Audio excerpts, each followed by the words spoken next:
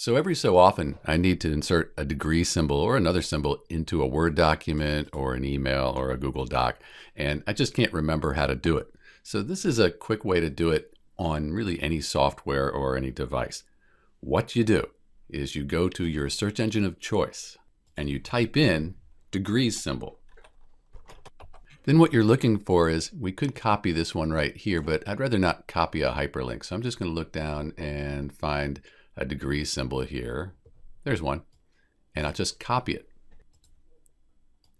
Now I can go back to my Word document or my Google document or email, and I can just paste it right there. And there's my degree symbol. And it's really small, but we can format this to whatever we want.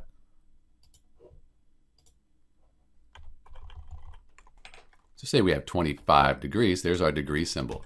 And if you don't like that, you can change the font to different fonts. And you can change the color if you want a different color there for your degree symbol. So that's how I insert a degree symbol into Word or anything I'm using. There are a number of other ways you can do them. I just don't remember them when I need to.